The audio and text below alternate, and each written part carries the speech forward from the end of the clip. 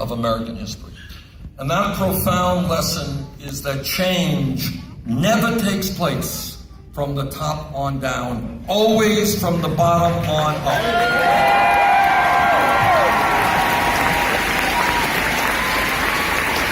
Change takes place when ordinary Americans look around them and say, the status quo is not right. It's not working for ordinary people.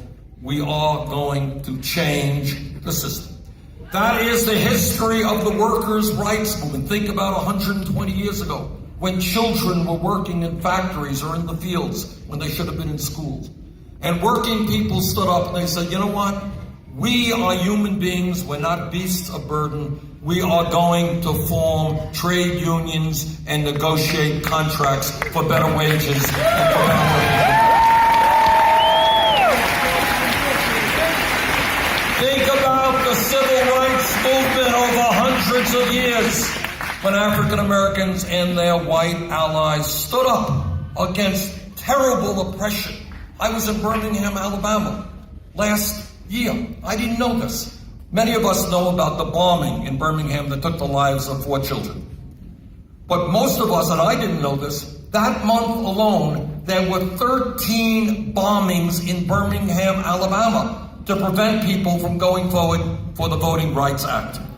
13. In other words, you had a terrorist situation taking place in Birmingham. But that didn't stop the people. They stood up and they fought back.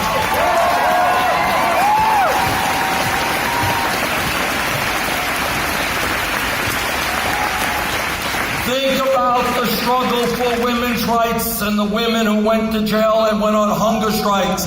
Millions of women stood up and fought back. Think about the struggle for gay rights and all those who stood up and fought back.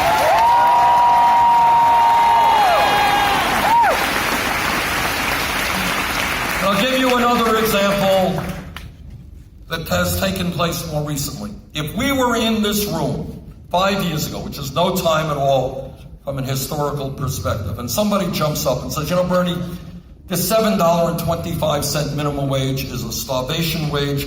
I think we got to raise it to $15 an hour. 5 years ago, the person next to him would have said, $15 an hour? You are nuts. You want to more than double the minimum wage. It can't be done. You're too radical. You're smoking something, but it's not realistic. You think it's too big. But what happened is that people working in the fast food restaurants, people working at McDonald's and Burger King and Wendy's, you know what they did? They went out on strike. And they stood up and they demonstrated. And I was proud to have marched with them. And they said to their communities, you know what? We can't make it on $7.25. We can't make it on $8. We can't make it on $9 an hour. We need $15 an hour and a union. That's what they said.